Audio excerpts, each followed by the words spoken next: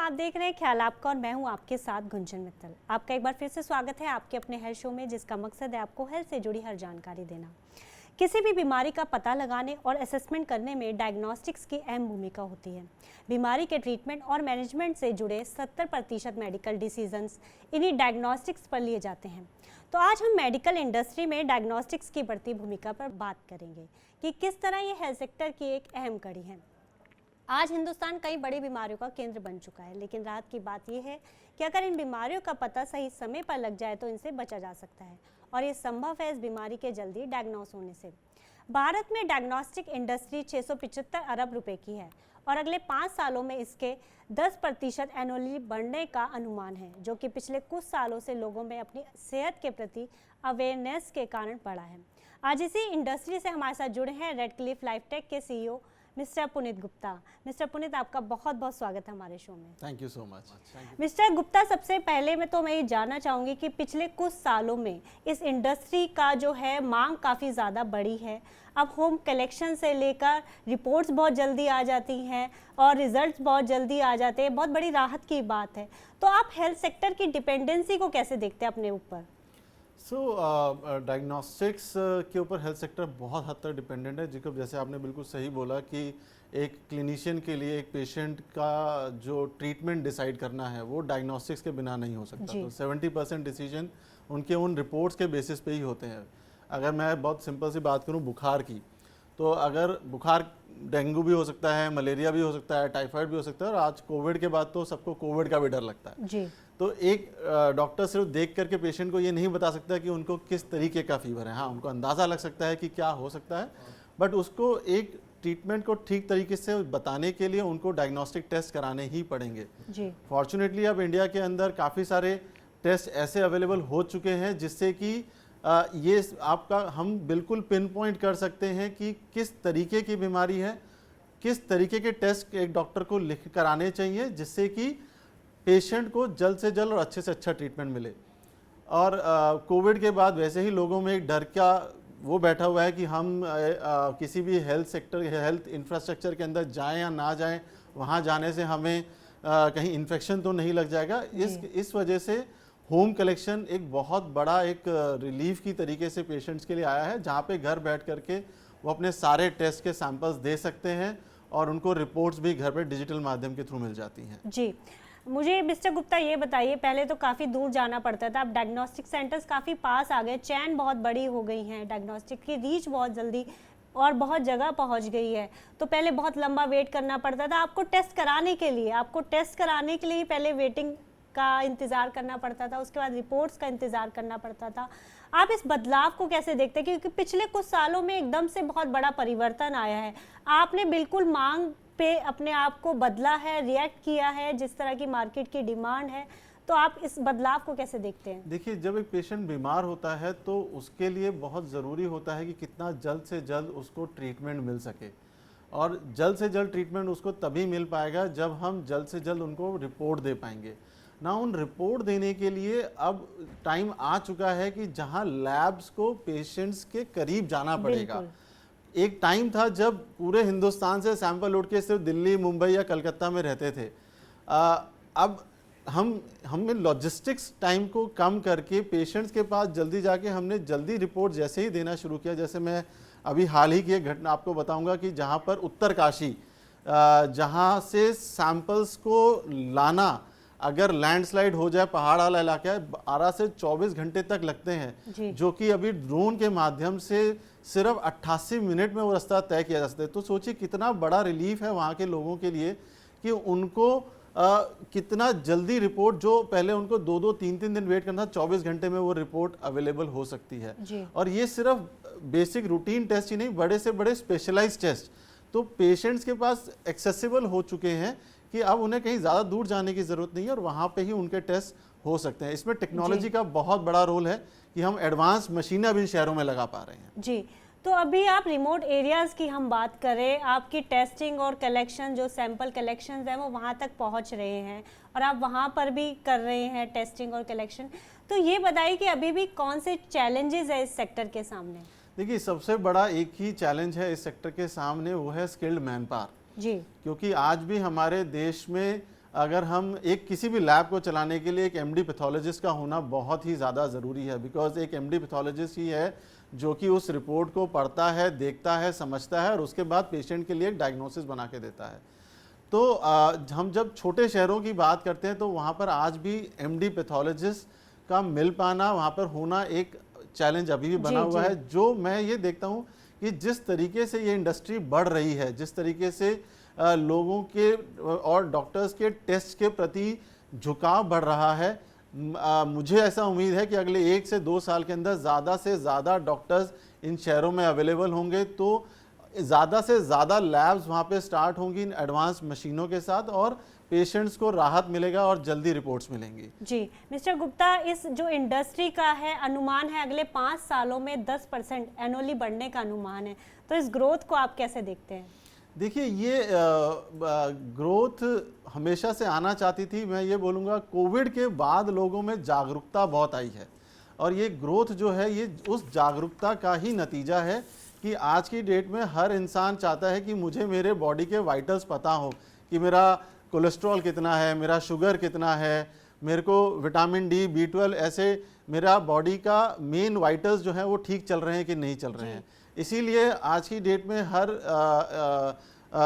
इंसान चाहता है कि हर 3 से 6 महीने में मैं एक बार टेस्ट करा के अपने वाइटल्स का ध्यान रखूं और ये ज़रूरी भी है, क्योंकि अगर हम कोविड में भी देखें तो कोविड में जो मैक्सिमम प्रॉब्लम्स आई थी वो उन्हीं लोगों को आई थी जिनको इस तरीके की बीमारियां थी जी। तो ये ग्रोथ और जो आई है इस इंडस्ट्री में सबसे ज़्यादा अवेयरनेस की वजह से आई है, जो मैं देखता हूँ अगले 1 से 2 साल में और बढ़ने वाली है जी। मुझे मिस्टर गुप्ता ये बताइए कि जहाँ पहले कुछ टेस्टों के लिए हज़ारों रुपए हमें खर्च करने पड़ते थे, अब कुछ ही रुपयों में आप फुल बॉडी चेकअप हो जाता है, तो ये कैसे संभव हो पाया? इतना जो कॉस्टिंग में इतना बड़ा बदलाव कैसे आया? क्या ये कंपटीशन का नतीजा है इस इंडस्ट्री में? ये कंपटीशन से ज़्यादा मैं ये बोलूँगा लोगों का टेस्ट के प्रति झुकाव का नतीजा है, बिकॉज हर टेस्ट को करने के लिए एक पर्टिकुलर कॉस्ट होती है, उसमें कुछ वेस्टेज होते हैं, कुछ रीरन करने पड़ते हैं। जब हम कम सैंपल चलाते हैं तो वो कॉस्ट बढ़ जाती है। अब क्योंकि लोग ज़्यादा टेस्ट कराना चाहते हैं तो वो वॉल्यूम इतना हो गया है कि वो कॉस्ट वहाँ कम होने लगी है।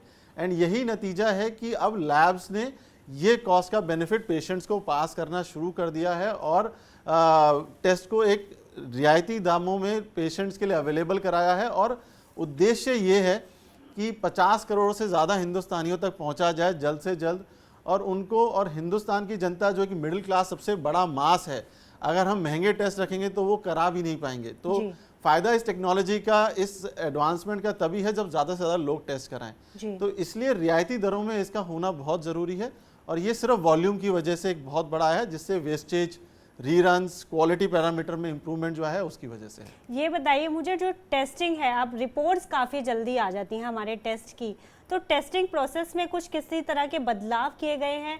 इसमें किसी तरह की क्वालिटी का या कॉम्प्रोमाइज़ तो नहीं होता है? जी नहीं, इनफैक्ट मैं ये बोलूँगा क्वालिटी अब पहले से बहुत ज़्यादा एडवांस हो चुकी है, बिकॉज पहले आधे से ज़्यादा जो इंस्ट्रूमेंट्स होते थे लैबों में वो सब मैनुअल होते थे, जहाँ पे कि मैनुअल इंटरवेंशन मतलब कि एक DMLT जो टेक्नीशियन जिसे हम बोलते हैं या डॉक्टर्स होते हैं वो खुद मैनुअल टेस्ट किया करते थे। अब इतनी एडवांस और आधुनिक मशीनें आ गई हैं कि हम सैंपल्स को मशीन में लगाते हैं, जिनका प्रॉपर QC कैलिब्रेशन हर दिन पे होता है, प्रॉपर कैलिब्रेशन से चेक होता है, QC चेक होता है और वो कम समय में वो रिपोर्ट पेशेंट तक दे पाते हैं। डिजिटली डॉक्टर्स इसको ऑथेंटिकेट कर पाते हैं, उनकी स्क्रीन पे हर एक पेशेंट के वाइटल्स होते हैं, रीचेक्स, रीसैम्पलिंग काफ़ी हद तक कम हो गई हैं, इसकी वजह से रिपोर्ट्स जल्दी आती हैं। जी मिस्टर गुप्ता, मैं जो कंज्यूमर है उससे जुड़ा एक सवाल पूछना चाहती हूँ कि किसी लैब को चुनते समय, टेस्ट करवाते समय कैसे हमें चयन करना चाहिए कि हम इस लैब से हम अपना टेस्ट कराएं, क्योंकि आज इतने सारे ऑफर्स देते हैं, जो मेरे पास भी काफ़ी सुबह शाम फ़ोन आते हैं, तो इनको हम सेलेक्ट कैसे करें किसी लैब को टेस्टिंग के लिए? ये एक बहुत बड़ा अहम सवाल है कि हम कहाँ पर टेस्ट कराएं। तो कुछ 2-3 चीज़ें हैं जो हमेशा ध्यान रखना चाहिए। सबसे पहला क्वालिटी जी, बिकॉज क्वालिटी कभी भी कॉम्प्रोमाइज़ नहीं कर सकते, बिकॉज हम लोग ह्यूमन स्पेसिमेन से डील करते हैं, जहाँ पे किसी की जान के साथ हम खेल रहे हैं। वहाँ पर क्वालिटी के लिए NABL जो हिंदुस्तान की सबसे बड़ी गुणवत्ता वाली एक प्रशासन है जो एक जी। लैब को एक्रीडेट करती है, तो हमें ये देखना चाहिए कि कौन सी लैब NABL एक्रीडेटेड है या NABL और ISA को मापदंडों को वो फॉलो करती है। जी। दूसरा, क्या उस लैब में MD पैथोलॉजिस्ट है या नहीं है, क्योंकि एक MD पैथोलॉजिस्ट ही है जो कि उस सैंपल को अच्छे से पढ़ सकता है, समझ सकता है और आपको रिपोर्ट दे सकता है। तीसरी, वहाँ पे क्या ट्रेंड फ्लेबॉटमिस्ट हैं कि नहीं है, जिन्होंने DMLT जो एक बेसिक सर्टिफिकेट कोर्स होता है वो किया हुआ है या नहीं किया हुआ है। और मोस्ट इंपॉर्टेंटली हाइजीन, एक लैब के अंदर, एक कलेक्शन सेंटर के अंदर प्रॉपरली हाइजीन मेंटेन है कि नहीं है, फ्लेबॉटमिस्ट ने ग्लव्स पहने हैं या नहीं है। वैक्यूटेनर, आपने देखा होगा कई जगहों पे पहले सिरिंज से सैंपल लेते थे और सिरिंज से जब वो ट्रांसफर किया था तो उसी में कंटामिनेशन हो जाते हैं, बिकॉज एक टेस्ट के अंदर 67% प्री एनालिटिकल एरर्स होते हैं, जो कि हम बोलते हैं टेस्ट से पहले करने के एरर। जब हम वैक्यूटेनर से लेते हैं, प्रॉपर टेम्परेचर कंट्रोल में सैंपल को ट्रांसपोर्ट करते हैं, तो ये सारे के सारे एरर्स को हम बहुत हद तक खत्म कर देते हैं। तो जो लैब इन सभी प्रोसेस को फॉलो करती है, हमें उसी लैब में कराना चाहिए। और ये पेशेंट का हक है, जब भी वो किसी लैब में जाए वो ये उनसे पूछें कि क्या आपके MD पैथोलॉजिस्ट कौन हैं, आपने NABL एक्रीडेटेड हैं या नहीं हैं, आप टेम्परेचर कैसे मेंटेन करते हैं, सैंपल कैसे ट्रांसपोर्ट करते हैं। ये सभी सवाल जब वो पूछेंगे तो उन्हें जवाब मिलेगा और उनके लिए डिसीजन लेना बहुत आसान हो जाएगा कि मेरे जहाँ मैंने अपना सैंपल दिया है क्या वो सही जगह है या नहीं है, सही लैब है या नहीं है। ये भी बताइए मिस्टर गुप्ता, सैंपल टेस्टिंग के लिए अब किस तरह की न्यू टेक्निक्स का इनोवेशन किया जा रहा है और ये जो अभी मौजूदा समय में कितनी मददगार हैं? बहुत सारी नई नई एडवांसमेंट टेक्निक्स आ रही हैं। आज की डेट में इंटीग्रेटेड मशीन्स आ चुकी हैं, जहां पर कि हम सैंपल्स को एक बार लगाते हैं और लगाने के बाद उसमें 20, 30, 40 पैरामीटर्स जो होते हैं वो मॉनिटर पे, स्क्रीन पे दिखते हैं और वहाँ पे दिखाई देना शुरू होते हैं। अगर किसी सैंपल में क्लॉट है या हीमोलाइज हो चुका है, वो मशीन इंडिकेट कर देती है कि ये सैंपल ख़राब है, इसमें आप टेस्टिंग नहीं कर सकते, ताकि पेशेंट को पहुँच करके अकॉर्डिंगली करेक्टिव एक्शन लिए जा सकते हैं। इसके साथ साथ ट्रैक सिस्टम्स आ चुके हैं। ट्रैक सिस्टम के अंदर पेशेंट का सैंपल कलेक्शन होने के बाद जितना भी प्रोसेस है, डी कैपिंग से लेके सेंट्रीफ्यूज और उसके बाद अलग अलग इंस्ट्रूमेंट में पहुंचाने का काम, ये सब मशीनों द्वारा होने लग गया है। और ह्यूमन इंटरवेंशन जो है ज़्यादा क्वालिटी वर्क में आ गया है कि वो सैंपल में जो रिपोर्ट आ रही हैं उनको पढ़ें, उनको देखें और उसके हिसाब से रिपोर्ट दें। तो जो बेसिक मैनुअल वाला काम था वो ख़त्म करके more of qualitative and better work जो लोग हैं, जो टेक्नीशियन और डॉक्टर्स हैं, वो कर पा रहे हैं। ओके मिस्टर गुप्ता, अभी आपने जो बात की थी कि अभी भी इस सेक्टर में स्किल्ड लेबर और स्किल्ड टेक्नीशियंस की काफ़ी कमी है, तो आप इस मैन पावर के इशू के लिए क्या कदम उठा रहे हैं? तो इसके लिए हम लोगों ने बहुत सारे इंस्टीट्यूट्स के साथ एसोसिएशन किया है, जहाँ पर कि पैरामेडिकल कोचिंग ट्रेनिंग दी जाती है, जिससे कि वहाँ पे अच्छे से अच्छे फ्लेबॉटमिस्ट बन सके, टेक्निकल स्टाफ निकल सके और वो आगे जा कर के जितनी भी ये चेन लैब्स हैं उनके अंदर अकोमोडेट हो सके और एक बेटर क्वालिटी सर्विसेज प्रोवाइड कर सके। और इसी तरीके से जो मेडिकल कॉलेजेस हैं, मेडिकल कॉलेजेस में जो MD पैथोलॉजी की जो सीट्स हैं वो बढ़ाई जा रही हैं और ज़्यादा स्पेशलाइज, जैसे हिस्टोपैथोलॉजी, इम्यूनोलॉजी, इनकी स्पेशलाइज फील्ड्स आ रही हैं, जिससे कि मोर स्पेशलाइज वर्क इज हैपनिंग। जी, तो ये सारे स्टेप्स लिए जा रहे हैं जिससे कि ये इंडस्ट्री और आगे ग्रो करे और पेशेंट्स को अच्छी से अच्छी डायग्नोस्टिक सुविधाएं मिल सकें। जी मिस्टर गुप्ता, ये भी बताइए कि आप अच्छी सेहत के लिए, क्योंकि जो हमारा शो है वो हेल्थ रिलेटेड और हम हमेशा हेल्थ इश्यूज पे बात करते हैं, तो अच्छी सेहत के लिए रेगुलर हेल्थ चेकअप्स का होना, करवाना कितना ज़्यादा ज़रूरी है? बहुत ज़्यादा ज़रूरी है। मैं इनफैक्ट ये आग्रह करूँगा सभी लोगों से, सुनने वालों से, हमें लगता है कि हम हेल्दी हैं जी, लेकिन हमारी बॉडी के अंदर क्या चल रहा है ये कोई नहीं बता सकता जी। इसलिए हर 3 से 6 महीने में एक बारी फुल बॉडी चेकअप कराना, जो कि आपके इम्पॉर्टेंट वाइटल्स जैसे cholesterol, sugar, vitamin D, B12, blood, ये सब कुछ कवर कर लेता है और आपको एक पिक्चर मिल जाती है कि आपकी बॉडी कैसे बिहेव कर रही है और आप उसी के अकॉर्डिंग अपनी बॉडी का करेक्टिव एक्शन ले सकते हैं। जैसे कहा भी गया, prevention is always better than cure. So prevention हम जितना करेंगे तो ये एक तरीके से इन्वेस्टमेंट है कि जो हम हॉस्पिटल में एडमिट होने के बाद खर्चा करते हैं वो आप पहले ही रोक सकते हैं, सिर्फ कुछ पैसे खर्च करके और अपनी बॉडी का, अपने और अपने परिवार का स्पेशली। और इसके लिए कोई एज लिमिट नहीं है।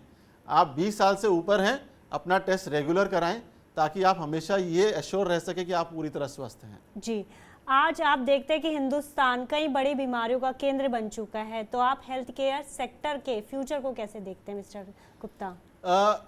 जो ये केंद्र बना है, ये केंद्र बनने के पीछे कारण ही ये है कि पहले लोगों में अवेयरनेस नहीं थी। हमें शुगर की बीमारी थी बट हमें पता ही नहीं था, और इनमें से बहुत सारी बीमारी ऐसी हैं जो पीढ़ी दर पीढ़ी आगे चलती हैं जी। तो अगर आज मुझे पता लग जाता है कि मुझे डायबिटीज़ है, मुझे शुगर की है, तो मैं अपनी फैमिली में अपने परिवारजनों को पहले ही बता सकता हूं कि उन्हें क्या प्रिकॉशंस लेने हैं ताकि वो आगे बढ़ने से उसको रोक सकें।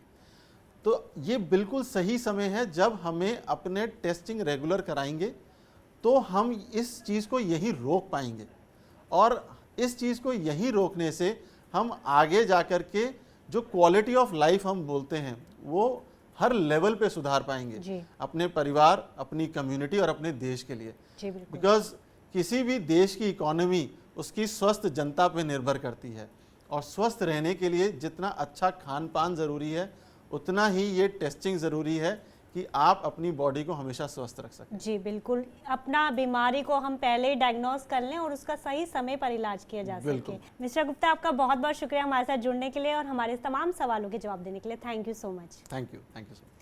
इलाज से पहले बीमारी का सही समय पर पता लगना बेहद ही ज़रूरी है। ऐसे में डायग्नोस्टिक्स की भूमिका काफ़ी अहम रोल अदा करती है। आप भी अपनी हेल्थ का ध्यान रखने के लिए डॉक्टर की सलाह अनुसार रेगुलर हेल्थ चेकअप्स करवाएं और डायग्नोस्टिक्स के लिए लैब चुनते समय उसकी रेटिंग ज़रूर देखें और NABL मान्यता प्राप्त लैब से ही अपनी जांच करवाएं। आज के लिए बस इतना ही। हम कल फिर हाजिर होंगे हेल्थ से जुड़ी नई जानकारी के साथ। तब तक आप अपना और अपनों का ध्यान रखें और देखते रहिए TV9 डिजिटल।